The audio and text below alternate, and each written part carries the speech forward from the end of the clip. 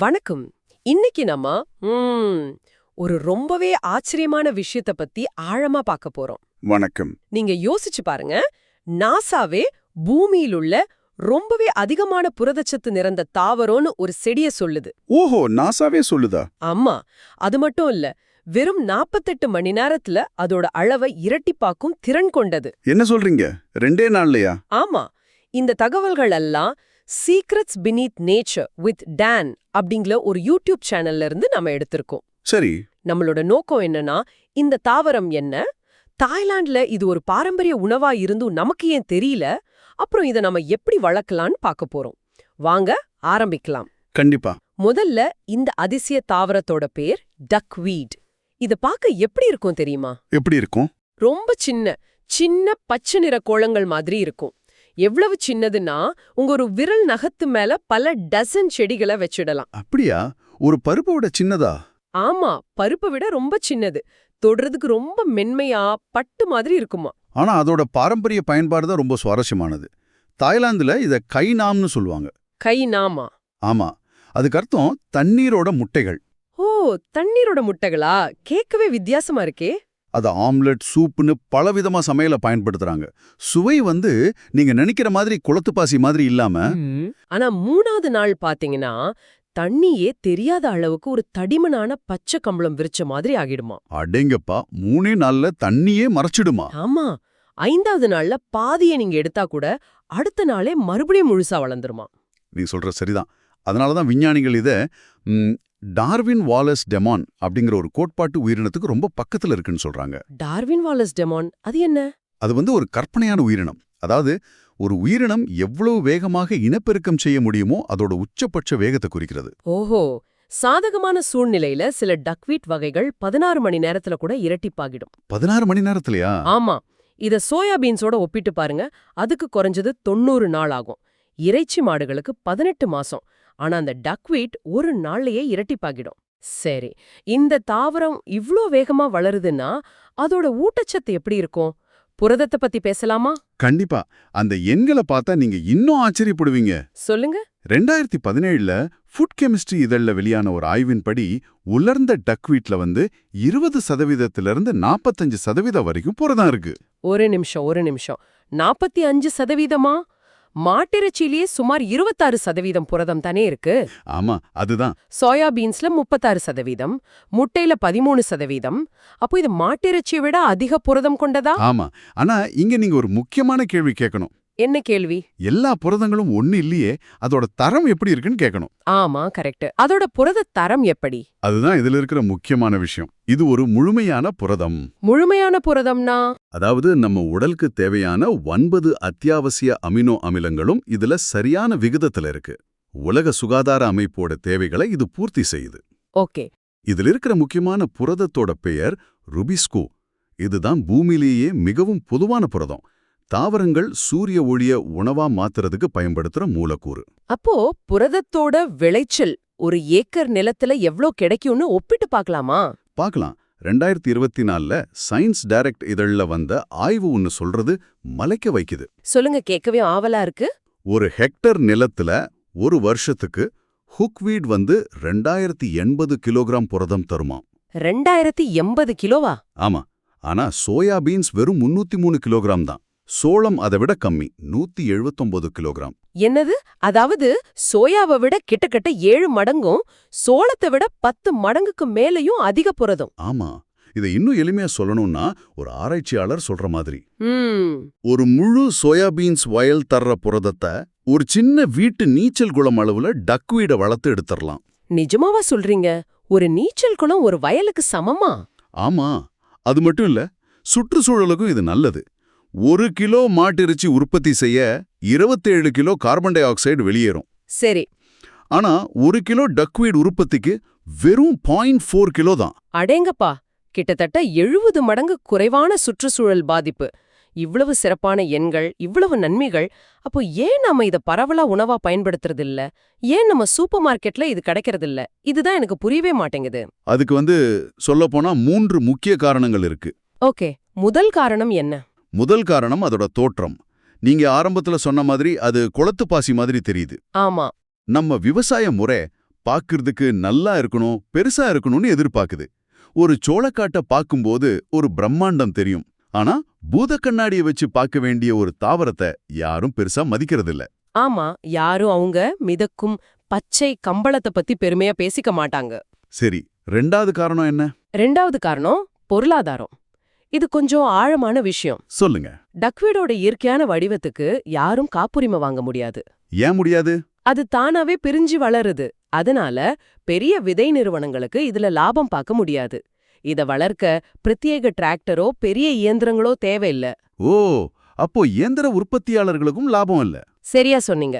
சுருக்கமா சொன்னா, நீங்க ஒரு வாளியில புரதத்தை வளர்க்க ஆரம்பிச்சுட்டா இந்த பெரிய விவசாய தொழில்துறை அமைப்புல இருக்கிற யாருக்குமே அதுல எந்த பங்கும் இருக்காது. ஆனா ஒரு நிமிஷம், பேரபிள், ஹினோமான் மாதிரி நிறுவனங்கள் இதுல முதலீடு செய்யறதா அவுட்லைன்ல இருந்துச்சே, அப்போ இதுல பணம் சம்பாதிக்க ஒரு வழி இருக்கத்தானே செய்யுது. நல்ல கேள்வி. அந்த நிறுவனங்கள் என்ன செய்யுதுன்னா, இயற்கையா கிடைக்கிற டக்வீடை எடுத்து அதை பதப்படுத்தி ப்ராசஸ் பண்ணி, ஆமா, லென்டீன் அல்லது மாங்காய் மாதிரி ஒரு பிராண்டட் பேர்ல ஒரு பிரீமியம் சூப்பர் ஃபுட் பொடியா மாத்தி விக்கிறாங்க. அதுக்கு காப்புரிமை வாங்க முடியும். ஓஹோ, அப்படியா விஷயம். ஆனா ஒரு விவசாயி தன்னோட குளத்திலிருந்து அள்ளி அப்படியே பயன்படுத்துறது அந்த பெரிய விநியோக சங்கிலிக்குள்ளேயே வராது. அதுதான் பிரச்சனை. அப்போ மூணாவது காரணம். மூணாவது காரணமும் இதோட தொடர்புடையதுதான். இப்போ இருக்கிற உறவு அமைப்பு நீண்ட விநியோக சங்கிலிகளை நம்பி இருக்கு. ஆனா இங்க வேணும்னாலும் வளர்க்கக்கூடிய, சுலபமா அறுவடை செய்யக்கூடிய ஒரு தாவரம் அந்த முழு அமைப்புக்கும் ஒரு அச்சுறுத்தலா பார்க்கப்படுது. அப்போ இந்த பெரிய விவசாய உலகம் இத கண்டுக்காம விட்டாலும் இந்த அறிவு முற்றிலும் அழிஞ்சு போகல. தாய்லாந்துல பல நூற்றாண்டுகளா இத பயன்படுத்திட்டு வராங்க. ஆமா. அப்புறம் யாரும் எதிர்பார்க்காத ஒரு குழு இது மேல ஆர்வம் காட்டுது. நாசா. ஆமா, விண்வெளி பயணம் தான் இந்த கதையில ஒரு பெரிய திருப்புமுனை. எப்படி? விண்வெளி நிலையங்கள்ல ரொம்ப குறைஞ்ச இடத்துல, குறைஞ்ச தண்ணியில ரொம்ப வேகமா வளரக்கூடிய ஒரு உணவாதாரம் அவங்களுக்கு தேவைப்பட்டுச்சு. ஆமா, அது ரொம்ப முக்கியம். அவங்க சோளம், கோதுமைன்னு பலதையும் முயற்சி செஞ்சு பார்த்தாங்க. ஆனா ஒரு தாவரம் மத்த எல்லாத்தையும் விட சிறப்பா செயல்பட்டது. அது தாய்லாந்து பாட்டிகள் வாளிகள்ல வளர்த்த அதே டக்வீட். என்ன சொல்றீங்க? ஆமா, பல வருஷங்களா மேற்கத்திய அறிவியல் புறக்கணிச்ச அதே தாவரம் விண்வெளி உணவு ஆராய்ச்சியோட மைய புள்ளியா மாறுச்சு. அப்போ நாசா செஞ்ச ஆராய்ச்சியில என்ன கண்டுபிடிச்சாங்க? அவங்க கண்டுபிடிச்ச விஷயங்கள் உண்மையிலேயே ஆச்சரியமா இருந்துச்சு. இதுதான் இந்த கிரகத்திலேயே அதிக புரத அடர்த்தி கொண்ட தாவரம்னு அவங்க உறுதி செஞ்சாங்க. ஓகே. ரெண்டாவது, விண்வெளி வீரர்களை கதிர்வீச்சிலிருந்து பாதுகாக்கக்கூடிய சியாக்சாந்தின், லுட்டீன் போன்ற ஆன்டி ஆக்சிடென்ட்கள் இதுல அதிகமா இருக்கு. இது ரொம்ப முக்கியமாச்சு விண்வெளி வீரர்களுக்கு. கண்டிப்பா. மூணாவதா, செயற்கை ஒளியில, அதுவும் சாதாரண சூரிய ஒளியில பாதி வெளிச்சத்திலேயே இது நல்லா வளருது. அப்போ விண்வெளி நிலையத்துக்குள்ளேயே இத வளர்க்கலாம். ஆமா, 2024ஆம் ஆண்டு ஆய்வின்படி ஒரு விண்வெளி வீரரோட தினசரி புரதத் தேவைய வெறும் 600 கிராம் ஃப்ரெஷ் டக்வீட் பூர்த்தி செய்ய முடியும். வெறும் 600 கிராமா? ஆமா. இதுல ஃபேசினேட் பண்ற விஷயம் என்னன்னா, பழங்கால அறிவு, அதாவது தாய்லாந்து பாட்டிகளோட அறிவு மற்றும் எதிர்கால தொழில்நுட்பம், அதாவது நாசா விண்வெளி வீரர்கள், ரெண்டும் ஒரே புள்ளியில இணையுது. கேட்கவே ஆச்சரியமா இருக்கு. டாக்டர் வெயின் ஆம்ஸ்ட்ராங்னு ஒருத்தர் பல வருஷமா இதை பத்தி ஆய்வு செஞ்சிருக்காரு. அவர் அமெரிக்காவோட பெரிய பல்கலைக்கழகங்களுக்கு பக்கத்துல இருக்கிற குளங்கள்லயே இந்த தாவரம் வளர்றத கண்டுபிடிச்சாரு. அப்போ அது நம்ம கண்ணு முன்னாடியே தான் ஏந்திருக்கு. ஆமா, தாய்லாந்து பாட்டி அறுவடை செய்யற அதே தாவரம் அமெரிக்க விஞ்ஞானிகளோட கண்ணு முன்னாடியே யாருடைய கவனத்தையும் ஈர்க்காம மிதந்துட்டு இருந்திருக்கு. இவ்வளவு கேட்ட பிறகு இத நானே வளர்க்க முடியுமான்னு தோணுது. இது ரொம்ப கஷ்டமான செயலா? இல்லவே இல்ல. அதான் இதுல இருக்கிற இன்னொரு அழகு. அப்படியா? உங்க புரத பண்ணை 5 நிமிஷத்துல அமைச்சிடலான்னு அந்த ஆதாரம் சொல்லுது. 5 நிமிஷமாவா? சொல்லுங்க, எப்படி? முதல்ல ஒரு கொள்கலன், ஆழம் கம்மியா அகலமா இருக்கிற எது வேணாலும் ஓகே. ஒரு 5 கேலன் வாழி, பிளாஸ்டிக் டப்பா, எதுவா இருந்தாலும் சரி. மேற்பரப்பு தான் முக்கியம். சரி, ஒரு அகலமான பாத்திரம். அடுத்து? ரெண்டாவது, தண்ணி. குளோரின் இல்லாத தண்ணி நல்லது. குழாய் தண்ணியா இருந்தா ஒரு நாள் இரவு முழுவதும் திறந்து வச்சா குளோரின் போயிடும். ஓகே, அப்புறம்? மூணாவதா ஊட்டச்சத்து. உங்ககிட்ட மீன் தொட்டி இருந்தா அந்த தண்ணி தான் இதுக்கு சிறந்த உரம். மீன் தொட்டி தண்ணியா? ஆமா, அப்படி இல்லனா சந்தையில கிடைக்கிற எந்த ஒரு திரவ உரத்தையும் அதோட வலிமையில 5ல் 1 பங்கா குறைச்சு பயன்படுத்தலாம். சரி. அப்புறம் கொஞ்சம் டக்வீடை எடுத்து தண்ணி மேல போட்டா போதும். கடைசியா ஒரு நாளைக்கு 6 மணி நேரம் மறைமுகமான வெளிச்சம் கிடைக்கணும். அவ்வளவுதான். இவ்ளோ சுலபமா? ஆமா, ஆனா இதுல ஒரு முக்கியமான எச்சரிக்கை இருக்கு. என்னது? இத ஒருபோதும் இயற்கையான நீர்நிலைகள்ல, அதாவது குளம், ஏரிகள்ல கொட்டிடக்கூடாது. ஏன்? ஏன்னா சில இடங்கள்ல இது ஒரு ஆக்கிரமிப்பு தாவரமா மாறி உள்ளூர் சூழலை பாதிக்க வாய்ப்பு இருக்கு. உபரியா வர்றத நீங்க உரமா பயன்படுத்தலாம். ஓ, இல்லனா? கோழிகளுக்கு உணவா கொடுக்கலாம். அப்படி கொடுக்கும்போது முட்டையோட மஞ்சள் கரு இன்னும் அடர் நிறமா மாறும்னு சொல்றாங்க. மீன்களுக்கும் இது ஒரு சிறந்த உணவு. அப்போ நாம வீட்ல ஒரு வாழியில இலவசமா வளர்க்கக்கூடிய ஒரு விஷயம் இப்போ பேரபிள், ஹினோமான் மாதிரி நிறுவனங்களால ஒரு பிரீமியம் சூப்பர் ஃபுட்டா விற்கப்படுது. ஆமா, தலைமுறை தலைமுறையா பாட்டிகள் செஞ்ச ஒரு விஷயம் இப்ப பெரிய முதலீடுகளை ஈர்க்கிற ஒரு பொருளா மாறிருக்கு. சரி, தாய்லாந்து குக்கிராமத்துல இருந்து விண்வெளி வரைக்கும் ஒரு பயணம் போயிட்டு திரும்பவும் நம்ம வீட்டு வாலிக்கே வந்துட்டோம்.